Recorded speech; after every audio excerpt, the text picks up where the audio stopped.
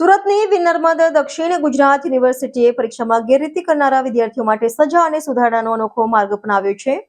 હાલ યુનિવર્સિટી દ્વારા કોપી કેસમાં પકડાયેલા 89 વિદ્યાર્થીઓને આકરો 2 લાખનો દંડ ફટકારવામાં આવ્યો છે. હવે કોપી કરનાર આવા વિદ્યાર્થીઓના ભવિષ્યના જીવનમાં નૈતિક મૂલ્યોનું સિંચન થાય તે હેતુથી શ્રીમદ ભગવદ્ ગીતા અર્પણ કરવામાં આવશે. વિનર્મદ દક્ષિણ ગુજરાત યુનિવર્સિટી દ્વારા પરીક્ષામાં ગેરરીતિ કરનાર વિદ્યાર્થીઓ માટે સજા અને સુધારણાનો અનોખો માર્ગ અપનાવવામાં આવ્યો છે. યુનિવર્સિટી દ્વારા કોપી કેસમાં પકડાયેલા 89 વિદ્યાર્થીઓ પર 2 લાખ રૂપિયાનો ભારે આર્થિક દંડ ફટકારવામાં આવ્યો છે. આ દંડ સાથે સુધારણાના ઉપાય તરીકે યુનિવર્સિટી આ વિદ્યાર્થીઓને શ્રીમદ ભગવદ્ ગીતા અર્પણ કરશે. આ પગલાંનો હેતુ વિદ્યાર્થીઓના ચારિત્ર્ય અને ભવિષ્યમાં જીવનમાં નૈતિક મૂલ્યોનું સંચાર કરવાનો છે. સાથે જ ગીતાના સિદ્ધાંતો પર આધારિત વિશેષ કાઉન્સેલિંગ સત્રો પણ આયોજિત કરવામાં આવશે, જેથી તેઓ ભવિષ્યમાં ફરીથી અનૈતિક કૃત્યોથી દૂર રહે.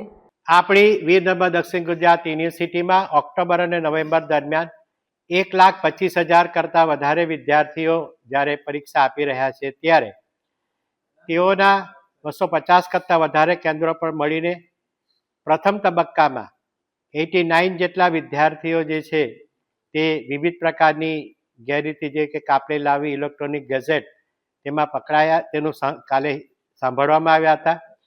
આ દરમિયાન તેઓ મનોવૈજ્ઞાનિક રીતે નિરાશ થતા હોય છે, એટલે ધ્યાનમાં રાખીને તેઓને ભારત રાષ્ટ્રનું ઘરેણું એવું ભગવદ્ ગીતા દરેકને આપવામાં આવશે.